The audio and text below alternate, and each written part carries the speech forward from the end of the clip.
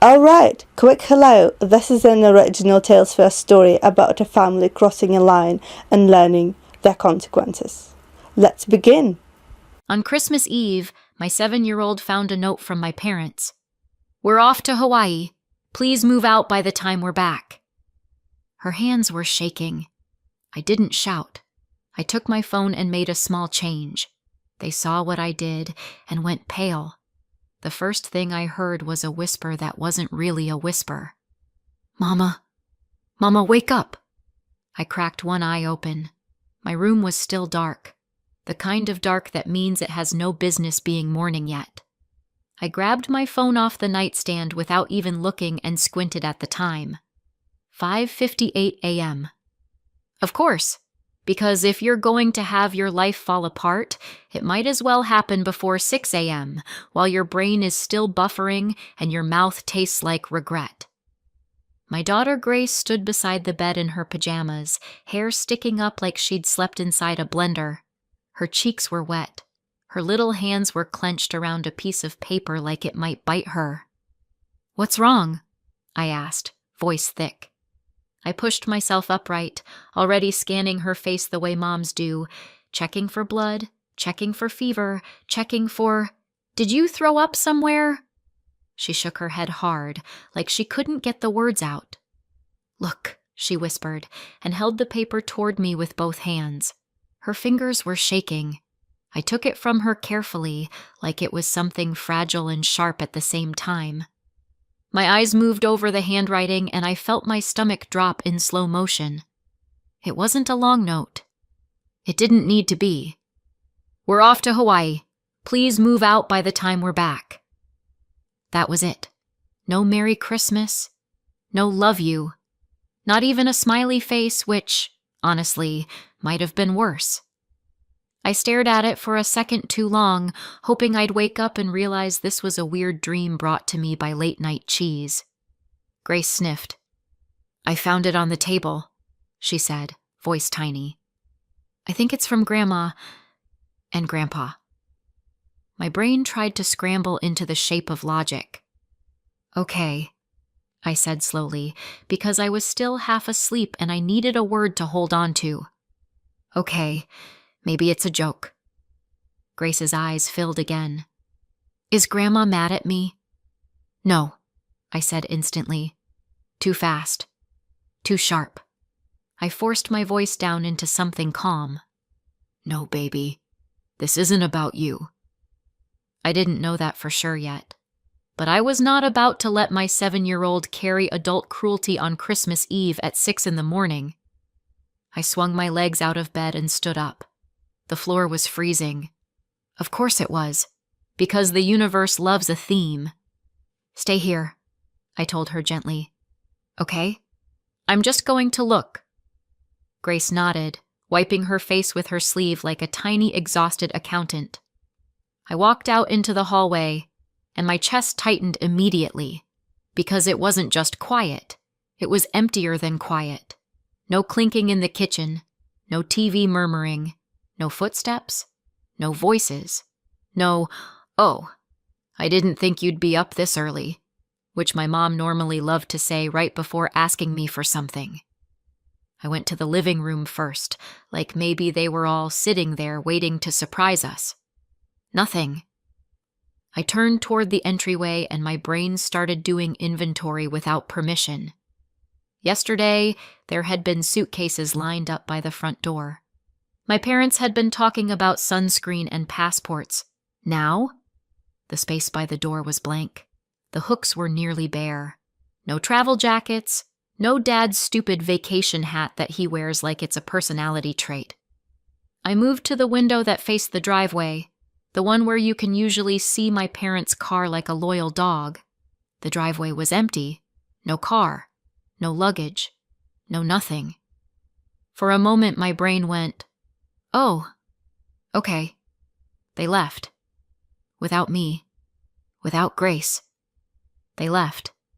I stood there, staring out the window like the car might reverse back in if I looked hard enough. It didn't.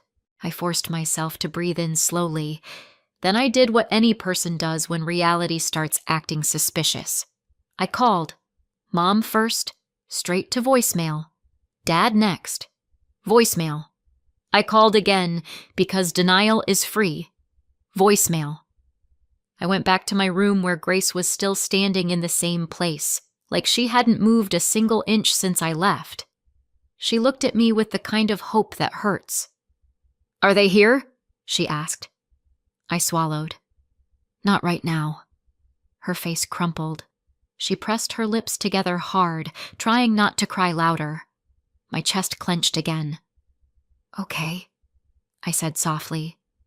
"Hey, I'm going to call Aunt Bella, okay?" Grace nodded, but her eyes didn't stop shining. I stepped into the hallway so Grace wouldn't hear everything. Not because I wanted to hide things from her, but because some things aren't meant to land on a child's heart. I called my sister Bella. It rang twice. Then Bella answered like she'd been awake for hours, which, knowing her, was a personal insult. "Yeah?" she said. "Bella," I said, keeping my voice even. "Where are Mom and Dad?" A pause. Not long. Just enough to tell me she was checking whether she should pretend ignorance. Then she sighed, bored. "Oh, you found the note." My stomach turned. "You knew." "Obviously," Bella said. "We all decided." "We all decided," I repeated, because sometimes repeating insanity out loud helps your brain accept it. Bella sounded amused. "Jess, you're 31. I closed my eyes. "Bella." "No," she cut in, voice sharpening. "Seriously, you're 31 and you still live with Mom and Dad. It's embarrassing." My grip tightened on the phone. "I moved in to help you." Bella laughed once, like that sentence was cute. "That's not a real reason. You're an adult. You should have your own life." I looked down the hallway. Grace's door was still cracked open. I could hear the tiniest sound, sniffling. She was listening.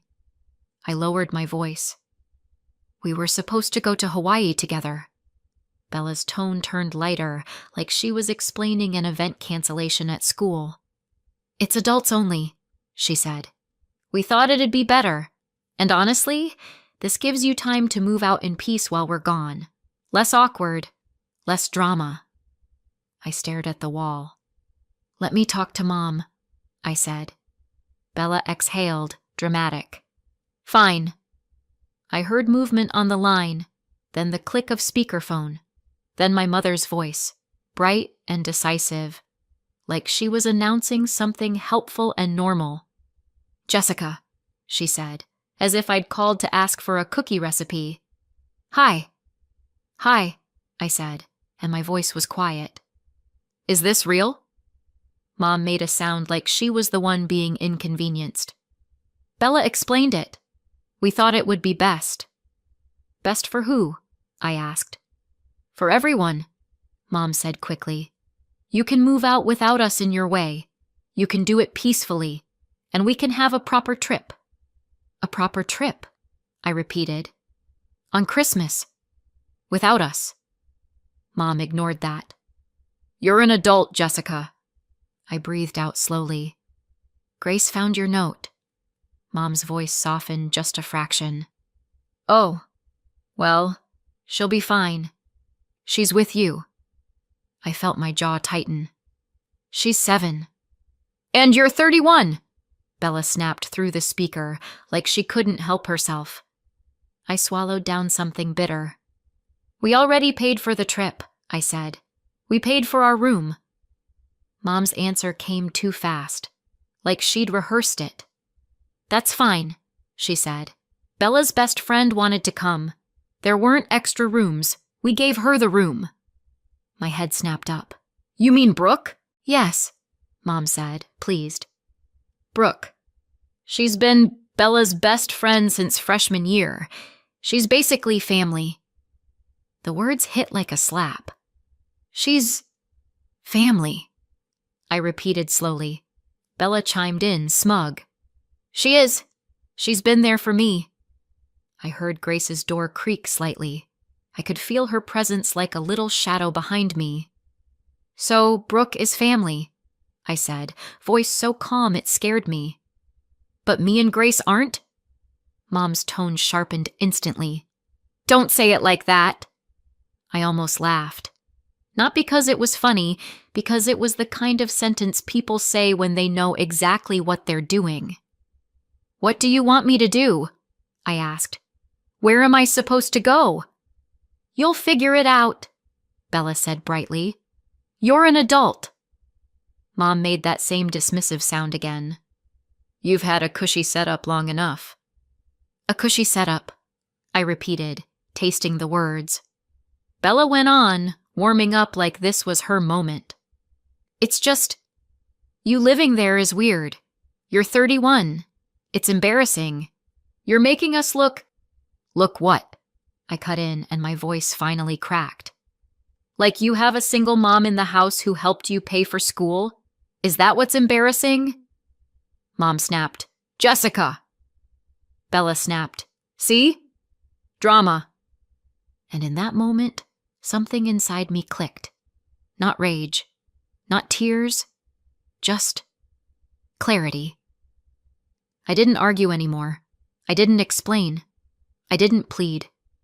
I said very softly, "Okay, noted."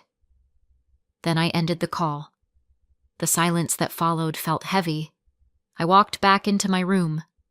Grace was sitting on the edge of the bed now, face wet, hands tucked into her sleeves. She looked up at me like she'd been holding her breath the whole time. "Are we in trouble?" she whispered. My throat tightened. "No," I said immediately, crossing the room in 2 steps and pulling her into my arms. "No, sweetheart, we are not in trouble." She clung to me like she was afraid I'd disappear too. "Are they kicking us out?" she asked, voice shaky. Is it about me? Grandma doesn't want me there?" I held her tighter. "No," I lied gently, because the truth was too big and too sharp to put in a 7-year-old's hands. "It's not about you. None of this is your fault." Grace sniffed. "But it's Christmas." "I know," I said, kissing her hair. "And we're still going to have Christmas." I pulled back, wiped her cheeks with my thumbs, and forced my voice into steady. "Listen to me," I said. "We're okay. We're going to be okay." Grace nodded, but she didn't look convinced. I glanced down at the note again, then at my phone. I didn't cry. I took my phone.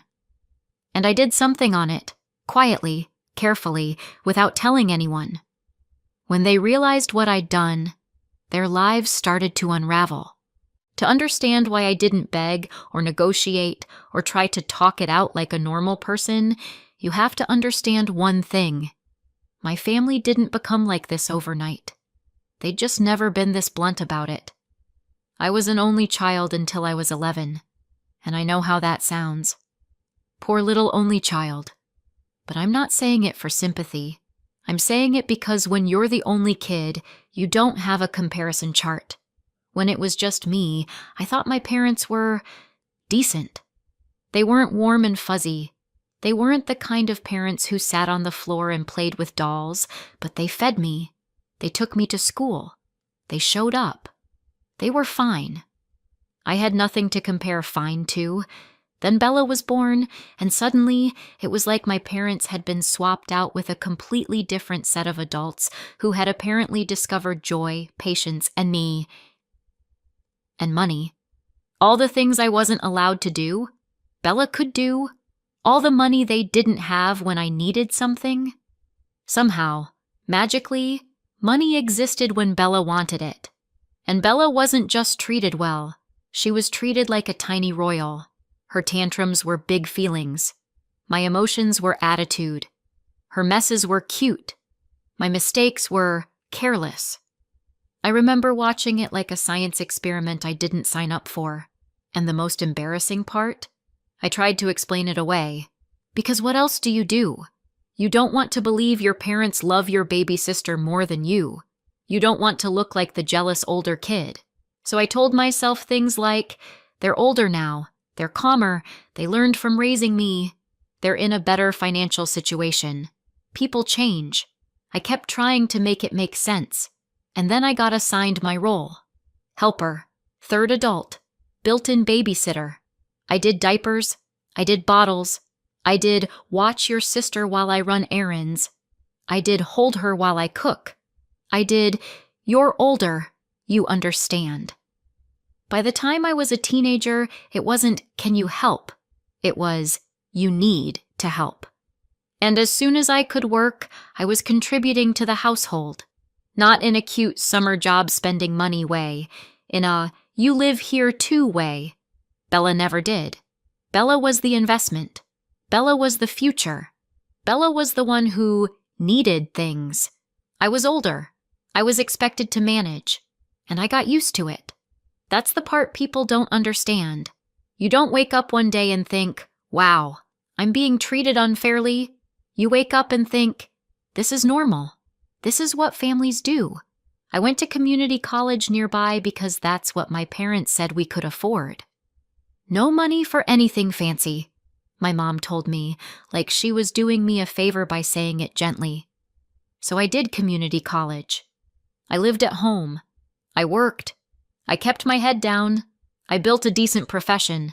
I started making okay money. I married young. I had Grace at 24. And then, because life likes to keep things spicy, I got divorced around 3 years ago. I'm not going to turn this into a divorce story. That's not what this is. I'll just say it didn't work out. But here's what I didn't expect. After the divorce, life got good. I got my own apartment. It wasn't huge, but it was quiet. It was safe. It was just me and Grace. No passive-aggressive comments, no guilt, no being told I owed everyone my labor. For the first time in my life, I wasn't bracing for someone to demand something from me. And then my parents called.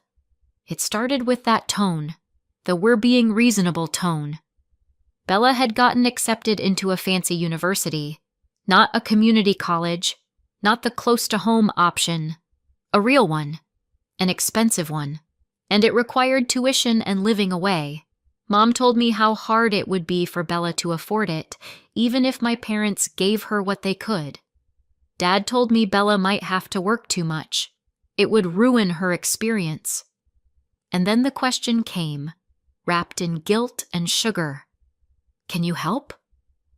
I remember staring at my kitchen wall in my little apartment while Grace colored at the table. How? I said.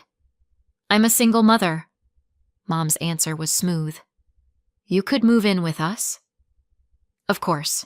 Move back into the house I'd spent my adulthood trying to escape, so I could bankroll the child they loved more than me. We'll give you a big room, Mom said. We'll help with Grace. You'll save so much money on rent, and then you can use that money to help your sister. Bella's future. Bella's dream.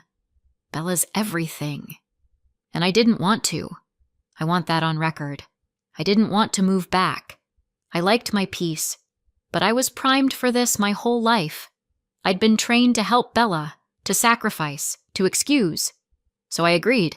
I moved in about 1.5 years ago, and I did what I said I'd do. Bella's university billed everything through one student account: tuition, student housing, and on-campus living costs. A private student loan covered part of that total. I co-signed that loan. Whatever the loan didn't cover, I paid directly. My card was on the university portal, and every month I covered the remaining balance. That was the deal. That was the whole reason I was there, and somehow, shockingly, they forgot that part almost immediately. Within just a few months, the story shifted. It became, Jessica is 31 and still lives with her parents. It became, we're helping you. You're lucky. It became, Bella calling me a leech, a loser, embarrassing. And my parents?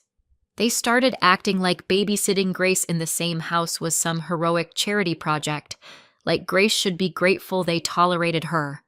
Grace felt it, not in big, obvious moments, In the little ones, the sighs, the I'm busy, the way Mom's smile didn't reach her eyes when Grace asked for attention.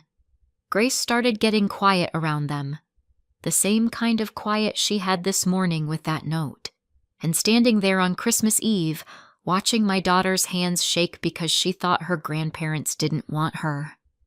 I realized something that made my stomach twist. This wasn't just about me anymore. This was about my child, and I wasn't going to teach her that love means begging to be included. Grace stayed upset for a while, not the dramatic screaming kind, the quiet, wounded kind, the kind where she followed me from room to room like she was afraid if she let me out of her sight, I'd disappear too. I kept my voice light around her, even when my insides felt like they were vibrating. "Hey," I told her, brushing her hair back. "You know what?" She sniffed. "What?" "Moving somewhere just us?" I said. "That could actually be really nice." Grace's face scrunched up in confusion. "But Grandma's house—" "I know," I said. "But imagine a place where nobody makes you feel like you're in trouble for existing." She stared at me like I'd just offered her a unicorn. I didn't say anything else.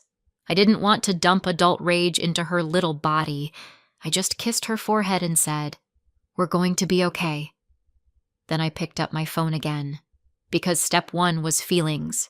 Step 2 was logistics, and I'm very good at logistics.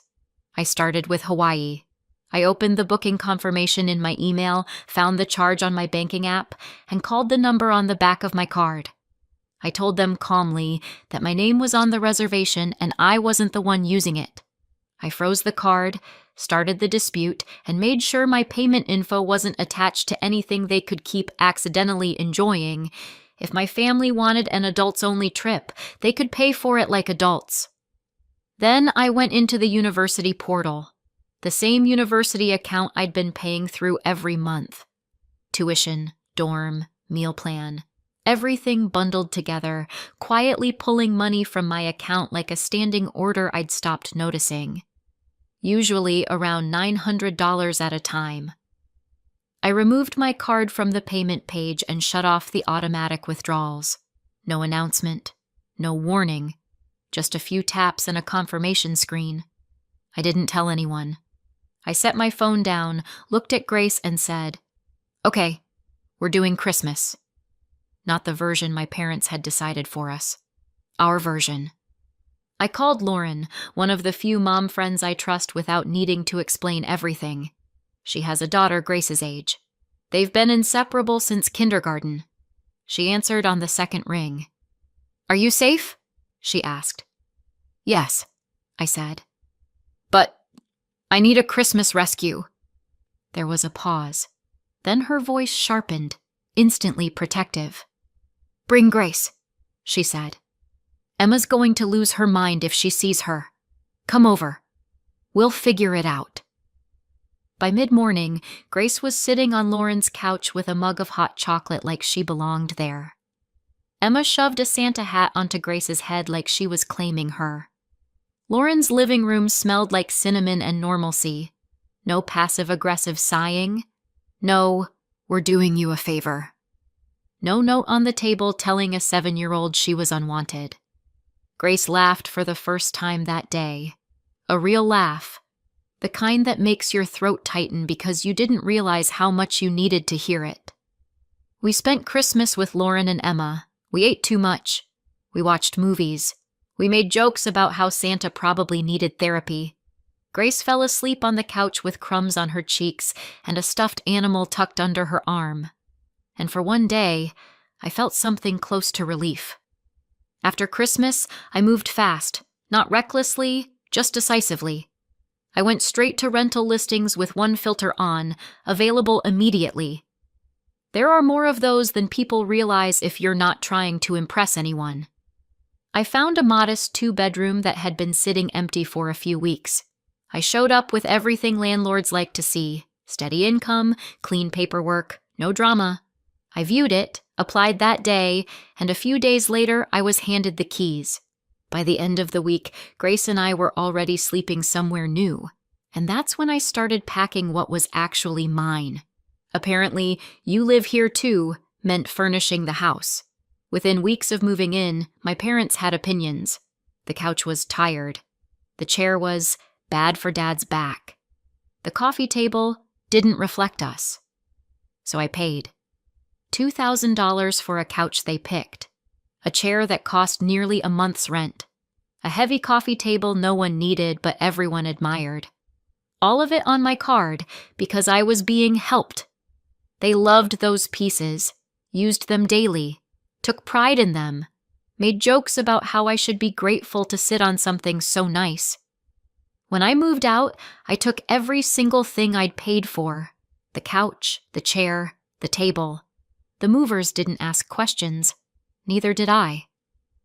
Grace watched the last piece come in and looked around our living room like she was seeing a future. "This is ours?" "Yes," I said. She smiled like she believed it. Mom called the day they got back.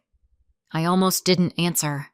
Not because I was scared, because I wasn't sure I had the energy to hear my mother pretend she was the victim of her own decisions. "Jessica!" she barked the second I picked up. "What did you do to our living room?"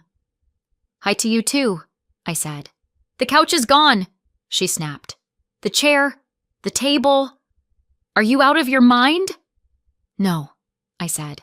"I'm out of your house." "You stole our furniture," she said. "We could call the police." "Please do," I said. "I can text you the receipts while you're on hold." She made a sound like she'd swallowed a lemon. "You're unbelievable. And you removed your card from Hawaii too. We paid it ourselves, just so you know. We don't need your charity." "Perfect," I said. Adults paying for their own vacation. Love a growth moment. "Don't get smart with me," she started. Click. She hung up. I stared at my phone for a second because the sheer audacity almost deserves applause. That was just the appetizer, though. The loud part. The easy part. The part they hadn't mentioned, the part that actually mattered, was still sitting quietly in Bella's student account, waiting to be noticed. It didn't wait long. About an hour later, Mom called again. Same name on the screen, different voice. Not just angry this time. Worried angry. "Jessica," she said, and she skipped the warm-up. "What did you do to Bella's university account?" "What do you mean?" I asked. "Bella says her payment didn't go through," Mom snapped. "There's an email. A hold. She can't register for next term if this isn't fixed." I kept my voice steady. "My card isn't on the portal anymore." Mom went silent for half a beat, like her brain was rebooting. "You removed it?" "Yes." "You can't just punish your sister because you're upset with us," she said, clipped and righteous. "I'm not punishing her," I said. "I'm not paying for her." "She's your sister," Mom shot back, like that was a court order. "And Grace is my daughter," I said. "You left a move-out note where she could find it." "Don't change the subject," Mom snapped. "I'm not," I said. "This is the subject. You ended the deal. So the payments ended." Mom's voice rose. "Bella's loan was approved." "It was approved with me as cosigner," I said. "And before the next term, there's new paperwork for the next disbursement. Someone has to sign it." Mom's breath caught. "So sign it." "No," I said. A beat of silence. Then, "Jessica." "No," I repeated, calm and final. "Brooke is like family. Maybe Brooke can help." Mom sputtered. "That's not funny." "I didn't write the joke," I said. "You did." Click. I ended the call.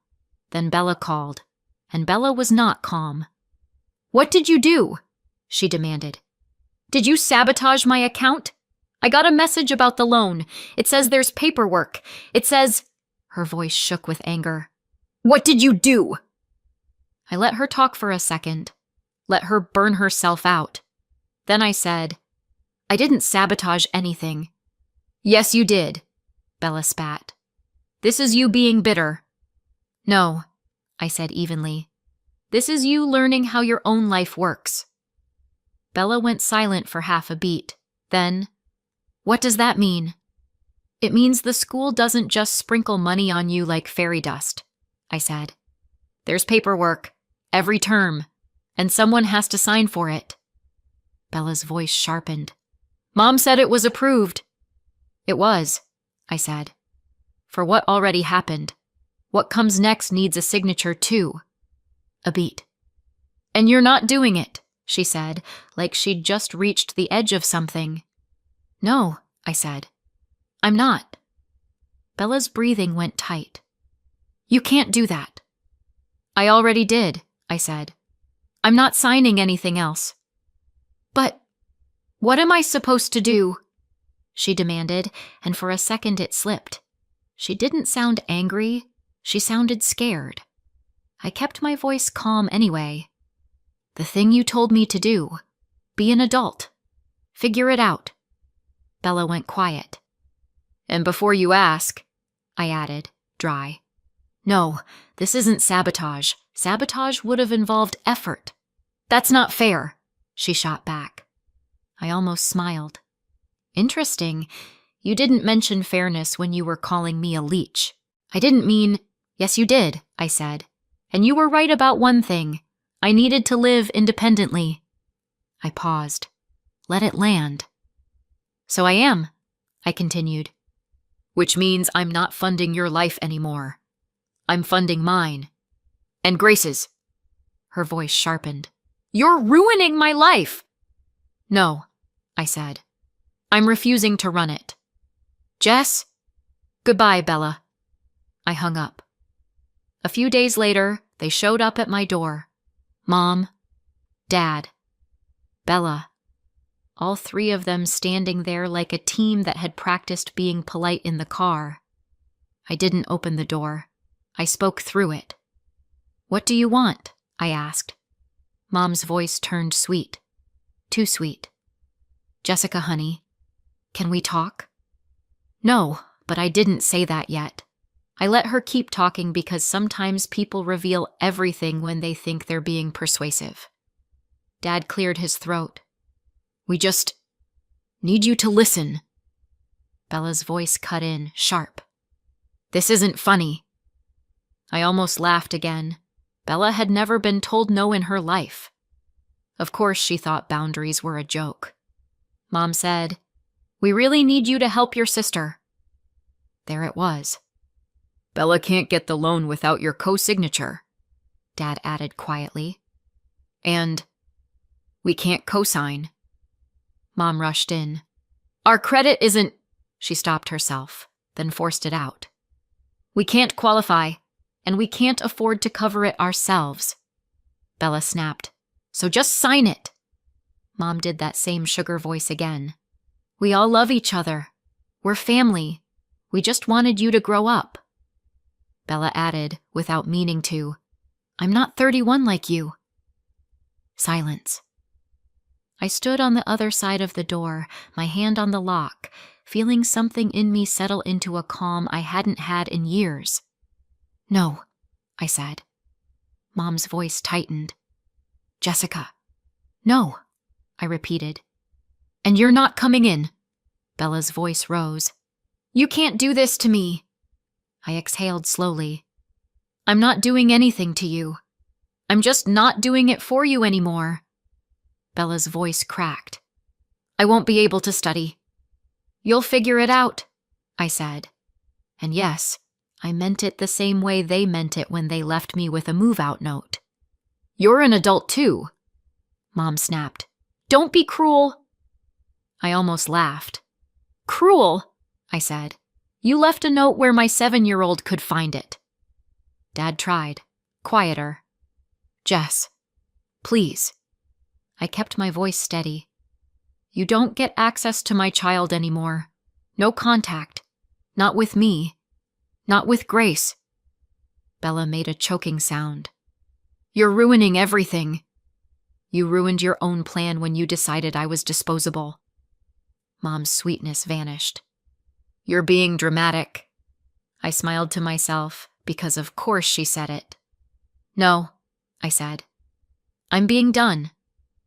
And then I opened the door, just enough to make it clear I wasn't afraid of them, just uninterested, and I pointed down the hallway. "Leave." For a second, Bella looked like she might cry, like she genuinely could not process someone refusing to rescue her. Then Dad turned away first. Mom hissed something under her breath. Bella stared at the door like she was trying to force it open with entitlement alone. Then they left, and the hallway went quiet. Not empty quiet, peaceful quiet. I locked the door, and I walked back to where Grace was coloring at the table in our new living room, humming softly to herself like the world finally made sense again. About 2 months ago, my phone lit up with Mom again, and I almost didn't answer because I already knew this wasn't going to be an apology. But something in me said, take it. Hear what they want this time. Because after everything they did, there was still one last twist I didn't see coming. It wasn't about Grace. It wasn't about apologizing. It wasn't even about Bella. It was about the house. They needed my signature again to refinance or avoid a payment jump on the mortgage. I'd co-signed it 5 years ago, back when helping families still sounded like love instead of a warning label. Mom called it just a signature, like my name was a free stamp. Dad kept saying, it's nothing, like nothing ever becomes something until it's happening to them. They said if the payments jumped, they couldn't afford it. They said they might lose the house. And I won't lie, hearing that did something to me. Not guilt, not triumph, just this quiet, brutal irony. The same people who left a move-out note for a child to find were now asking me to save their home. I told them no. That was the last time I heard from them. And I'm not going to pretend I know exactly how it ends for them, whether they found someone else to hold the weight or whether the whole thing finally collapsed like it always should have. All I know is what happened next in my house. Grace slept through the night. No shaking hands, no fear, just peace. So what do you think? Did I go too far? Or not far enough? Let me know in the comments and subscribe for more.